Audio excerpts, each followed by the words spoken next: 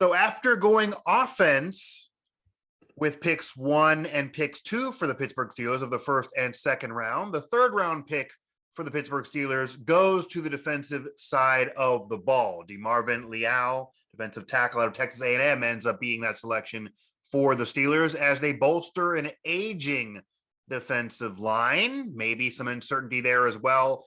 They get the other position of need aside from quarterback, receiver, rounds 1 and 2. They now go defense round 3. I'm Mike Asti. That's Nick Farabaugh. Nick, tell us about DeMarvin Leal. Try to help the Yinzers out there pronounce this man's name and how he fits into the Steelers' defensive scheme, why this was the selection for Pittsburgh in round 3. Yeah, Leal is a juiced up pedigree type of guy. I mean, very Steelers-like D lineman, absolutely athletic as hell. I mean, that is the big thing that if I were to use 2 words to describe him, juiced up would be that. I mean, just a guy that is explosive and his motor runs 110 miles per hour every time. I mean, classic Steelers D lineman, right? I mean, he's going to give it his all regardless of what happens, and he has great athletic traits. I think Leal is really fun in that regard. I really do. And I think he's very agile as well. He's got great quickness off the line of scrimmage. He's able to work in short areas really well, has some really solid moves, power moves, specifically a deadly long arm and a great swim move that he brings to the table. Yeah, I like him versus the run. I think he's a smart player, has all the build you want. And he's not going to be a guy that's ever going to be questioned because of his effort or anything like that. This guy's going to give it his all. This is a guy that's going to be out there and is really going to impress you with how he plays. Now, he's raw. He's got some work to do, but this is a guy that at this point in the draft, 84th overall. I mean, quite honestly, this is a great pick for the Steelers. Good value overall. They probably could. I mean, I thought he was going to be a potential pick at 52. So this shows you kind of the type of value Pittsburgh got in him. And it's not a great D-line class, so they needed to take someone around here you would feel like to get that upside they wanted. I think they got it here. He's very gifted. His tape right now is more of, say, flashes than a consistent domination. But you look at his gifts and what he has as athletic traits, I think Pittsburgh just hit a guy that could really develop under the tutelage of Cam Hayward, Tyson Alualu, Stefon Tuitt, whoever is in that room, and I think could become one of the better defensive linemen in the NFL. And, well, the Steelers have been a D-line factory. So, yeah, and they dip back into Texas A&M. They dip back into the Aggies well. They've been at this program before for around the same position. Yeah, it also felt like, I don't know, for such an unpredictable draft, once the Steelers got going and took a quarterback and had their pick of the quarterback litter there at pick 20 in the first round and got Kenny Pickett, it almost felt like the rest of the draft could kind of be easily scripted for the Steelers because they wanted a quarterback from hook or crook. It was going to be a quarterback with the first overall pick for Pittsburgh in the first round at pick 20 for them.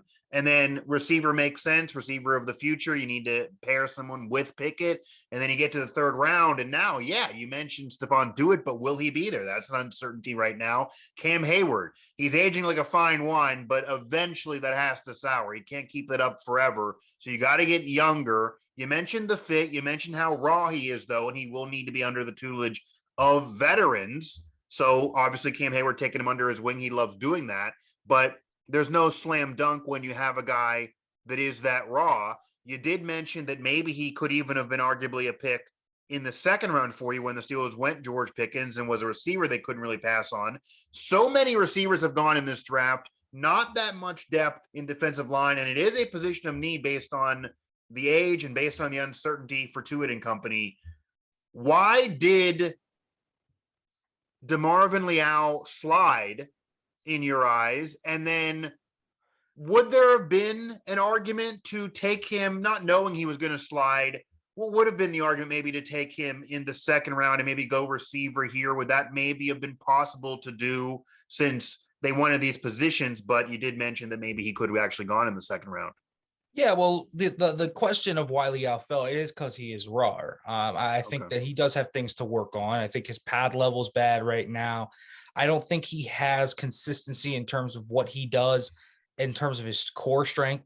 I think he needs to buff up a little bit to work in this scheme. He's 283 right now. Probably going to need to buff up 15 more pounds. So you're going to need to get him in a weight training program. And that's or kind to of the thing. Permanis. Get him to Permani Brothers. Get him Pickett to doesn't have Permani to get the Brothers. tour, but he might. Yeah, who knows, right? Yeah. But just a guy that can get pushed off the ball a little bit because of his lack of strength right now. Needs to get more sand in his pants. That's kind of what needs to happen. Okay. So I think you kind of got a guy that just needs some development. Can get washed out of some plays. I think he's a guy though that it just needs more consistency. And again, we talked about those real upside traits he has. He has some moves already, but when he doesn't win with that straight away long arm or that straight away swim, he doesn't have a great bull rush yet. And that's kind of what he needs to add. If he can add that pure bull rush, you're going to have to fear his other moves a lot more, but he can lose steam really quick because his pad level, he's playing like this high. So guys are just getting latched in on him real quick and he's just stopped. And so he needs to learn counters as well as a regard to that. But he's a dude that honestly is going to get better with time. I think he's a guy that works hard. I do think something that isn't going to be overall, great for Pittsburgh is that I think he does have some undisciplined moments on the field in terms of play penalties, some dumb penalties you'll see. Maybe fell because he was he was arrested in 2021, December 2021 for possession of marijuana. Okay. If you care about that, I don't think the Steelers do. Right. I don't really think that was a huge factor in him falling. I think it was more about the rawness of his game overall. I think Leal, though, the argument you can make for him being, say, ready to go in terms of that, okay, we know he can be in round 2. It is those athletic traits, the athletic upside, the fact that he has 2 really strong, and I mean 2 really good moves already, the natural build he has, the motor he has, the overall toughness he displays, and more importantly, the type of production he's had. I mean, his production this year was the best production he had in his entire career. I mean, he had the best year of his career statistically. So you see it going up. And it's like, okay, he actually got better this year because 8.5 sacks is a career high. 12.5 tackles for loss is a career high. And so he had a career high in a lot of different ways, was a second-team All-American, first-team All-SEC. Yeah. I mean, we saw him kind of improve this year. And this was a guy that was thought of as a top 10 draft pick coming into the year. So his fall is a little weird. You mentioned 12.5 sacks, or it's 12.5 tackles for loss, 8.5 sacks. The 12.5 tackles for loss is out of 25 in his 3 years. So that's a lot of production this past year out of the total. And then, of course, 133 overall tackles. So most of his production, his best year by far was this past season. Yep. And I think the reason I could bet on his athletic traits is because, again, I think he's the type of dude that is like tirelessly working at his craft. He's a dedicated. And Cam Hayward will like that as well if he has to mentor somebody. He's the type of Pittsburgh Steelers D lineman that you're gonna like, nasty, tough. You're gonna love him on your team because he is a nasty dude. He will. And another thing I like about this, and it's just something I like in the players that you have on your team. Yeah. The guy talks a lot of smack. I like that about them. So his teammates will feed off of his energy. And I think this is going to be a guy that sets a certain tone and is going to be able to take his athletic traits and work on them. And he has great situation that he's stepping into. You know, he doesn't have to start right away. He can be a rotational guy. And his coach is Carl Dunbar, who has produced a ton of great D linemen, both in Pittsburgh and at Alabama. So I think that this is really just a phenomenal situation for him overall. I don't think Leal could have landed in almost any better spot right now. I think you took at that, as a former 5-star that has all this prowess, this athletic talent to him. I think it's a great pick. And again, I think that's the argument for taking him in round 2, just the dramatic upside, the fit.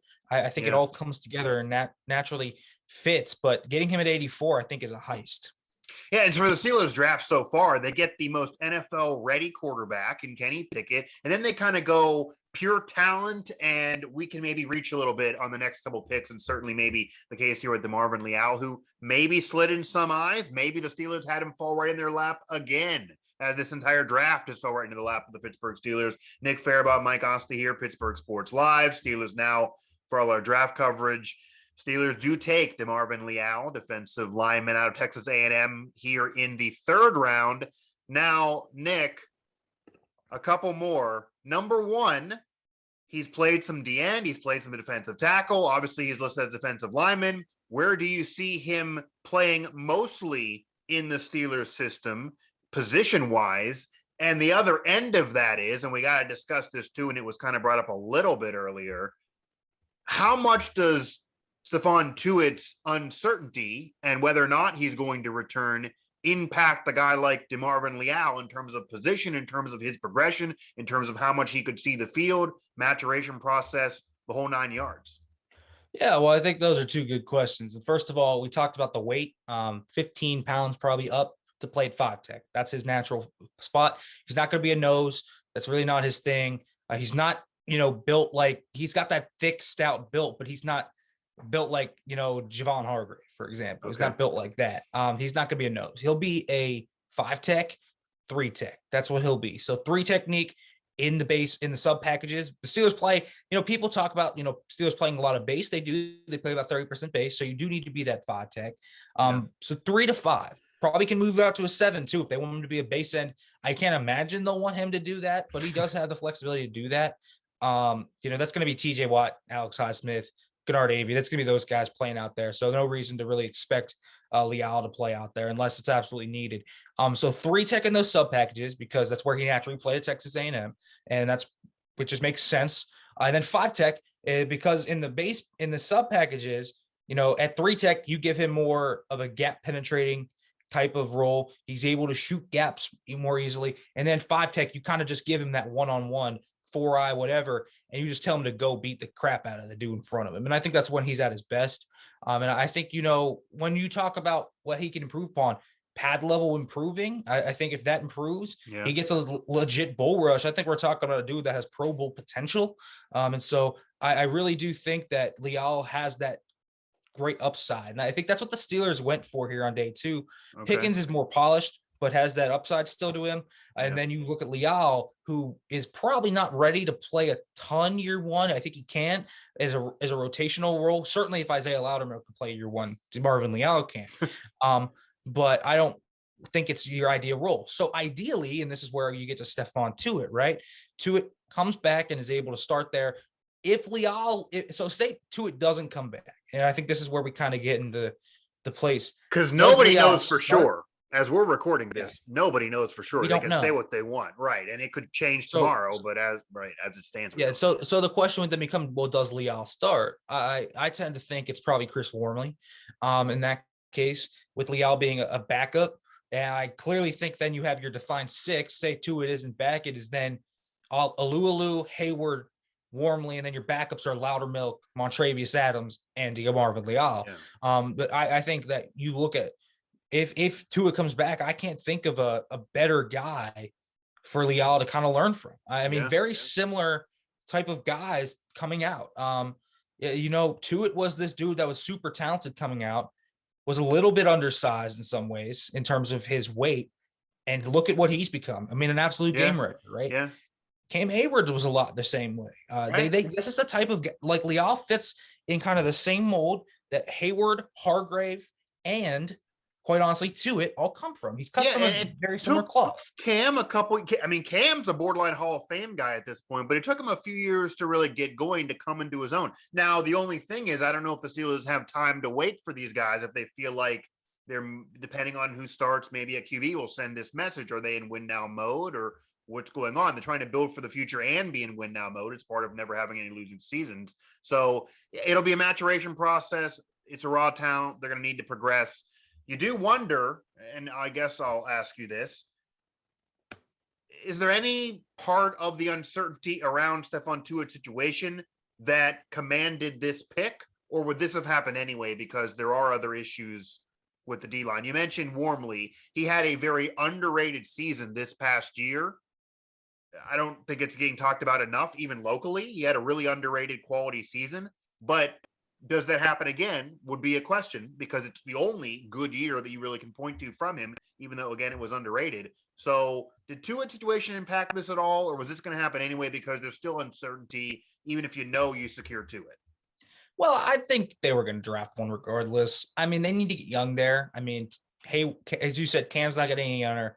Tyson Alualu is older. We thought maybe he could retire after this year. but he's coming back for one more season.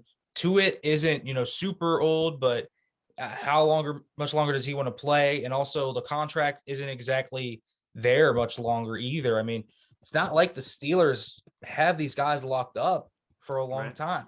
Tuitt's going to be in his age 29 season. So at that position, you do feel like, okay, maybe, just maybe you can get something going. But here's the thing. Tuitt's contract runs out next year. So he's a UFA after next season. And the question is always going to be, do they want to extend Stefon Tuitt next year?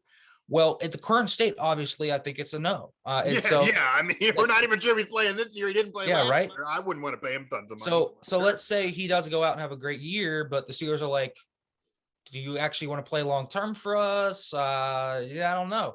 But we drafted this dude named DeMarvin Leal who sat behind you for a year, and he's actually really good now.